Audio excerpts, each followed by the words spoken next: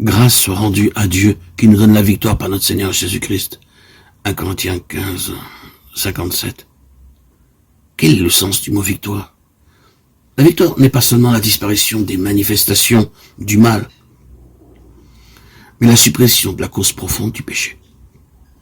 Pour être victorieux, nous ne devons plus rien dissimuler.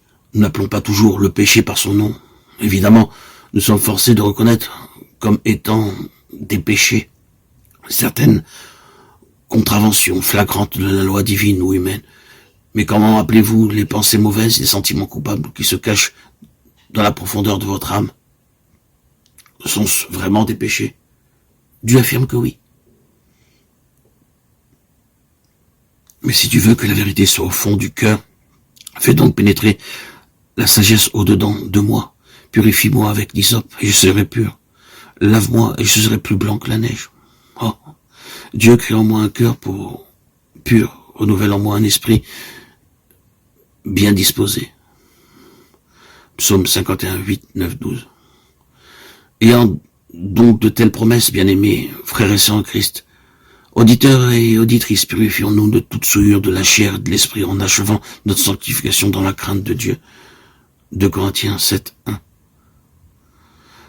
Dans toutes ces choses, nous sommes plus que vainqueurs par celui qui nous a aimés. Romains 8, 37. Vous aviez l'habitude de vous mettre en colère? Maintenant, vous savez contrôler extérieurement au moins ces accès de violence. Mais vous éprouvez encore une grande irritation intérieure et du ressentiment. Est-ce la véritable victoire?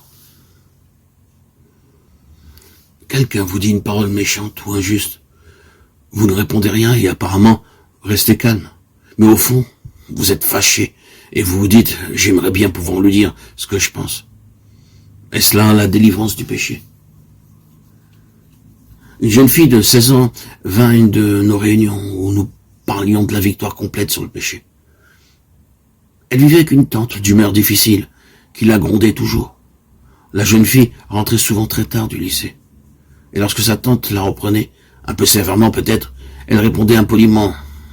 Elle quitta la réunion résolue de rentrer toujours à l'heure et de ne plus répliquer. Elle fit part de ses résolutions à sa tante, qui resta sceptique. Quelques jours après, la jeune fille rentra de nouveau en retard. Sa tante lui dit avec quelque ironie, « Et tes bonnes résolutions ?» La jeune fille ne répondit rien.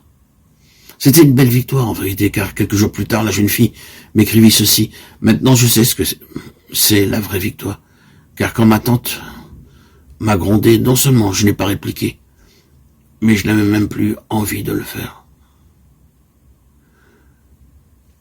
Quelqu'un vous a fait un tort, vous ne dites rien, vous ne cherchez pas à vous venger, mais au fond, vous en voulez à cette personne, et s'il lui arrive malheur, vous n'en êtes pas trop fâché.